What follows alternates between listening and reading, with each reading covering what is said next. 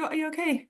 Yeah, I'm fine. I've just driven back from Abu Dhabi, so I'm just a bit like, ugh. And hi, and welcome. Today we're doing something a little bit differently. This isn't a, recommendation for a product. This is a recommendation for a friend of mine who has just published her first book. I'm absolutely excited to introduce you to Charlotte. Hi, Charlotte. Hi, how are you? I'm very well, thank you. Thanks for joining me. I know it's Friday and we've had a long week, so I know it can be a bit daunting coming on online for a video at the end of the week. But so I picked up on your socials that you've just released a book, and I really wanted to talk to you, and I wanted to help spread the love and spread the awareness. So tell me, what on earth made you even begin to contemplate writing a book? Well, in my previous life, before teaching, I was a journalist slash editor for a long time. So writing's always been something that I've loved doing. And I just combined that with something that I'm very passionate about, which is place-based learning. And I just wanted to see how we could transition it from only focusing on an early years side of things all the way through to post-secondary. I mean, there's lots of theorists in the past who have delved into it, but I just wanted to bring it together from what I know, my experience, to hopefully inspire today's generation of educators. Awesome. What is the title of your book? It's called Beyond Walls, a Okay. place-based learning approach to education everywhere. Bit of a Okay. mouth. Oh, that's brilliant. I didn't realize you had it in a hard copy. When did that happen? Well, this is my first draft. It's happened over the last few weeks. Hopefully, by the end of this month, it will be ready for sale to the general public in hard copy, as I know that some people are very tactile rather than ebook readers, a bit like myself, to be honest. So Yeah. hopefully, very soon it'll be ready to go. Awesome. So tell me, you said there it's about play-based. So historically, we think of play-based being early years. So what makes you think that we need to have that running through primary, secondary, and post-secondary? It's place-based learning. So Okay. it's using the environments which we're in as a teaching element, as we look in all of the classrooms. That's our third teacher, isn't it? You know, we've got ourselves, we've got the curriculum itself, and then our environment. And I think that using all of the amazing things that we have across the world, whether we're in Dubai, in a small northeast town like Hartlepool, where I'm from, there's so much history and good contacts in the community who can help us learn and connect with where we're from and the wonderful places that we live in. And I just think that's really important to use as an educational tool, I guess. So not play-based at all, place-based. Place-based, yeah. Oh, okay. That's a completely different concept. Okay. So why do we need to think about the place in which we're learning? What's the theories behind that? Well, I think it's really important for people not just to connect with where they're from, but also where they live. And I think it also links in with the school I'm at the moment's ethos about sustainability, connection, looking to the future. Because if we don't look after what we've got now and utilize it and maintain it, we won't have it in the future. And I think that utilizing place as an educational tool allows us to appreciate the history that we've got, help to preserve it for the future with sustainability and keeping today's generation interested in what happened in the past so we still have it in the future. And I think there's so many brilliant things that we can look at, from gardening in a local park with a local Mhm. community, to exploring different architectural wonders like the Burj Khalifa and things that we have in Dubai. And some people do that. Some schools have the opportunity to get out there and do it, but I think we need to do it more because it's such an underutilized tool.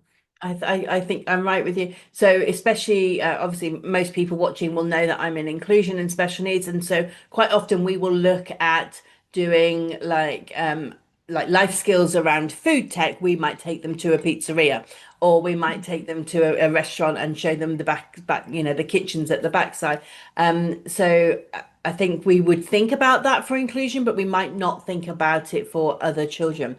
So tell me, what is the format of the book? Is it lesson plans? Is it the theory? Is it the concept? What's actually inside the book if I was to open it up? It begins with looking at the theorists who have covered this in the past, like John Dewey, David Sobel, and it talks about what they found, how they got into it, what worked, their ideas on it. And then it transitions to all of the different areas that we could use, from forests, beaches, local parks, rooftop garden. I've given some examples of lesson planning from early years all the way to post-secondary, just to give teachers that little spark and idea of curiosity of how they can expand on it. I think it's quite important to note that most people, with a lot of books like this, we already kind of have the slight ideas. We already know how to do it. It's just having that prompt, that reminder, and that we can do it and be brave enough to go out there and do it because nobody likes to be the first to make a change. It's Absolutely. always difficult to step out of the comfort zone. And I think hopefully this can inspire some people to say to the principal, right, I'm taking this class out next week. We're going here. It links to this learning. And in the book, you'll also find different ways that you can link everything from sandcastle building to basic maths concepts, all the way to advanced engineering for the older children. So hopefully it's a myriad of information that can prompt some curiosity, I guess. So I think the key words there for me were about being brave, okay? And then there's the time, and we know that within a school we have lots of paperwork. I love how you said we'll go out next week to the beach, and like it probably takes longer than that to do the paperwork, right? So we will always, when we're trying to be creative, when we're trying to think outside of the box, there will always be certain barriers in place. But I think if somebody starts it, it can snowball. And if it snowballs, those processes become less daunting and a little bit easier as well. I think you have to go for it and then Yeah. see what works and what doesn't work and then work with it. Okay. I think that's really, really awesome. So you've got all the theory, all the reasoning why it works, and then you've got some ideas and examples of lesson plans. Is there anything else there that we should know? Yeah, I've actually put in basic checklists of how to run and exploration outside of school and sample paperwork like health and safety assessments, letters to the local community to see if we can involve them, letters that you would send to parents. And in the checklist, hopefully, it will cover everything that we can fill in paperwork wise before we go to the principal and say, please, sir, can we have some bus money? Awesome. That's really cool. So you have actually got the thinking behind it, the theory, the let's do it, the reasoning, the curriculum, and then the lesson planning, and then all of the health and safety paperwork as well. So it's a one-stop shop. Hopefully, hopefully. Awesome. Okay. I think that many people are going to be very interested in this. So if they want to look at it today, how do they do that? It's available in ebook on Amazon. If people type in for Charlotte Speechley Beyond Walls, you'll find it pop up there. And then hopefully within the next few weeks, like I say, we'll have a print book, which should be available on Amazon and in the UAE direct to buy through myself. But I can share those details with you. Awesome. And how much does the ebook cost? At the moment, there is actually going to be a promotion running in the next few weeks. So hold out until then. It's going to cost about 30 dirhams for the ebook with the promotion running. At the moment, I think it was priced at about 80 dirhams. Okay. So It we will be are dropping. currently on the 9th of May, and it's currently around 80 dirhams. And then in a couple Yes. of weeks, there's going to be a promotion where that comes down. And then Yes. at the same time, you're going to have the hard copy of the book being released. And did you say that once the hard copy book is released, you then get a soft copy ebook with it? Yes, that will be free. And also, there may be some promotions running here and there for people to win a copy of the book, have a little chat with myself if they've got any questions, just to get a bit more engagement. Oh, that's another thing at the back of the book. I have put in some discussion questions for teachers to use in CPD sessions if they wanted to, and if it was something that they found interesting. And when the physical copy launches, I will hopefully be able to pop into some schools if they find it useful and maybe have some roundtable sessions or and answer questions if people need. Absolutely brilliant. One of the things I loved about it was the 360-degree viewpoint, right? So it's all of the who, the what, the why, the when, and the how. Really, really key to streamline any new brave practitioners out there. So I will put a link to the ebook down below.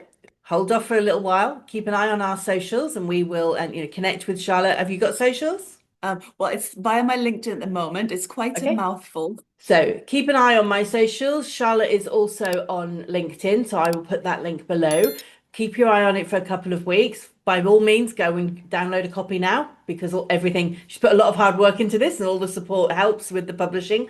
And as you know when you take risks, those sometimes be a bit costly. So go and have a look at it now. Highly recommend it. Wait a couple of weeks for some special offers. And then what we'll do, Charlotte, is once you've got the hard copies, we'll run an event here and we'll invite everybody in to come and have a look and have a conversation and start building. We already have the English network and the English language network and inclusion networks and well-being networks. And this does tie into well-being and literacy and it's just the whole what we're trying to do for children. So we will definitely have an event here once you've got the hard copy. All right. Perfect. Thank you so much for taking the time to talk to me this afternoon, Charlotte. I love what you've done. I love how it could impact on future schooling because we know that we are sometimes struggling with that. And I hope it becomes very, very successful. Take care. Thank you. Thanks, Louise. Bye bye.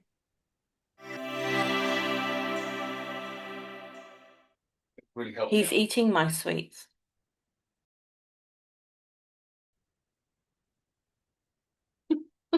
No, I can't talk.